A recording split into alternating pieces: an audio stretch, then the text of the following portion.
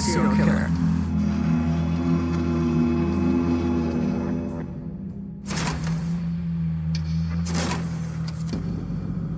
He seems to be a comprehensive serial killer. He loves the concept of killing. He would want to do it again. I mean, he would bind them up, he would torture them, and then he would kill them. We found the 13-year-old girl in the basement hanging from a water pipe. In that letter to us, BTK said, "How many more people do I have to kill before I get some publicity?" There may be victims out there that we have no clue of. The BTK strangler hides in women's bedroom closets. He kills women, men, small children. Nobody is safe. Nobody.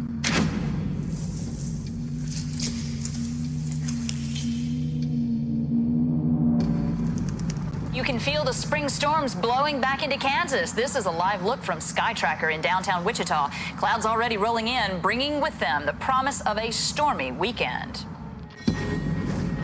This is the story of one of the most extraordinary events in criminal history. A story that has terrorized a small mid-American city for the last 30 years.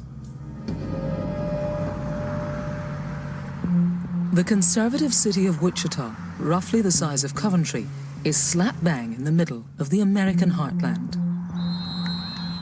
More power to the hour, more bounce to the ounce. With a population of just 500,000, the city prides itself on its friendly, peaceful community. But Wichita harbors a dark past that has recently returned. We found the 13-year-old girl in the basement hanging from a water pipe. The one thing about BTK that makes him absolutely unique is he's the only serial killer to elude capture for more than 30 years and continue to communicate with the police. What brought him back? Did something change in his life? Did he go on drugs? Did he go off drugs? Did he get married? Did he get a divorce? Did he have a baby? What happened in this guy's life to bring him back? This is kind of unprecedented. We don't usually have serial killers out there who wait so many years, decades, to then return and say, "Ha-ha, I'm here, I'm alive, I'm in your community, and I'm threatening you again." How many more people do I have to kill before I get some publicity? The news of BTK's return has once again plunged the city of Wichita into a state of panic.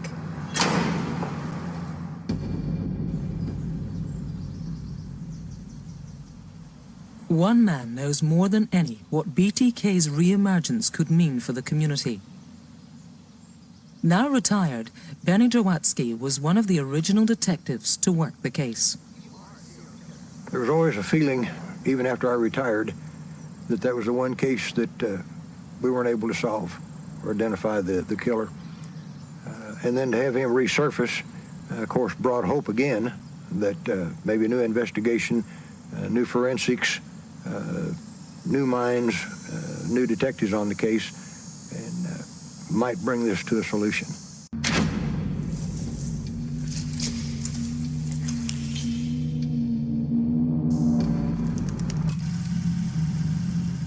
During the 70s, murders in Wichita were a rare occurrence. But the events of one cold January day would change that forever.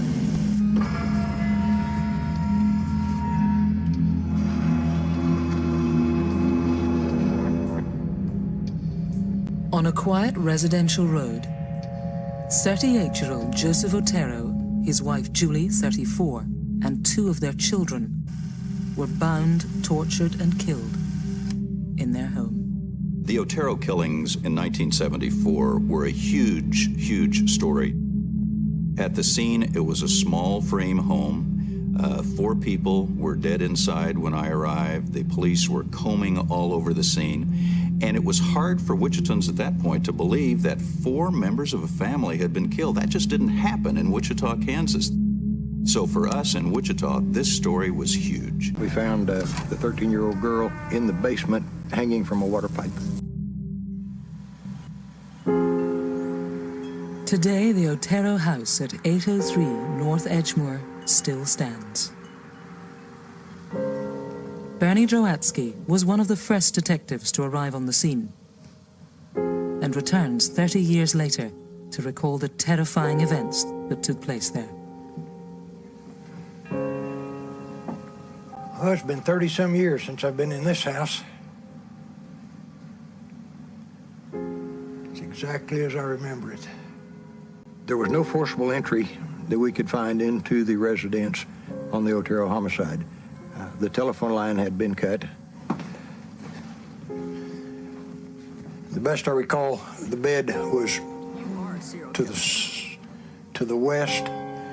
Mrs. Otero was on the bed, kind of at an angle, and Mr. Otero was on the floor. They had both been bound and strangled and were both deceased. Of course, brought hope again that maybe a new investigation, new forensics, new minds, new detectives on the case, and might bring this to a solution. The best of my recollection, this is the room that Joseph was in, on the floor on his back. I believe he was 9 years old. He was face up, feet bound. His head was wrapped with a pillowcase and towel, plastic of some type. It was an extremely upsetting scene to go in and find those people, especially the two youngsters. This is a stairway going downstairs. Further going through the house, we found the 13-year-old girl in the basement, hanging from a water pipe. This was where the little girl Josephine was found hanging, in this basement.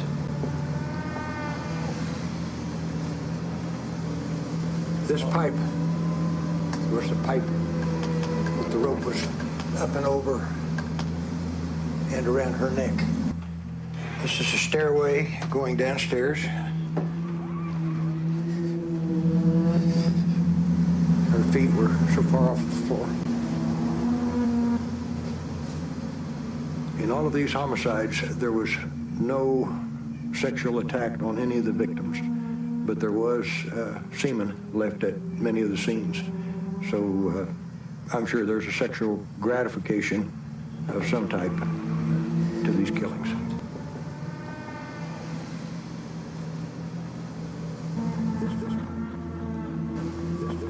BTK Strangler is a sadist. He loves watching people suffer. When he killed the Otero family, he probably enjoyed very much killing one and having the other family members have to hear their loved one dying. The person who went there had to control 4 people, had to tie them up and torture them for a long period of time, and this was broad daylight. The killer in this case really spent time watching the house, knowing what was going on. He did a lot of surveillance. He had to know what the family did. He had to know that Joseph Otero, the father, would also be there at some point. Over the period of time that we worked these cases, what did we overlook or what did we miss? Somewhere there had to be a clue that we didn't pick up on. It'd be a blessing to have closure to know that the person responsible for this had been apprehended. It really would.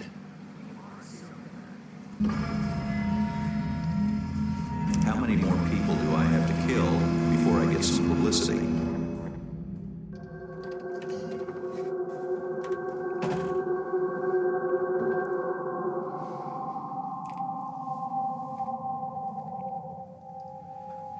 This is the bathroom that the children were locked in. This door at the time was not here. How many more people do I have to kill before I get some publicity? Kevin managed to stumble out the front door onto 13th Street where a passerby found him and called emergency.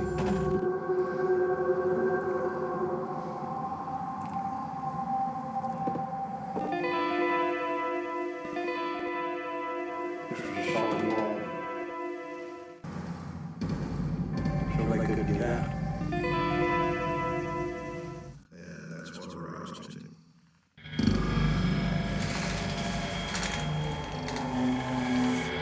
There's a window on this north wall, and this is the window that kids used access to finally get out of the bathroom.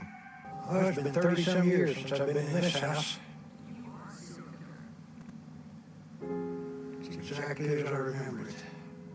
You don't have any respect for me. You don't think of anybody. Look what I do to you. Look what I do to you.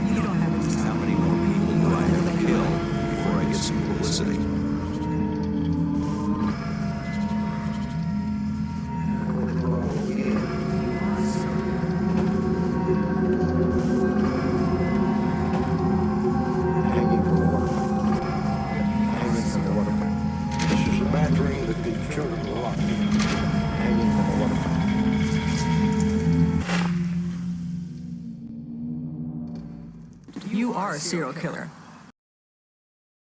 And that's what aroused him.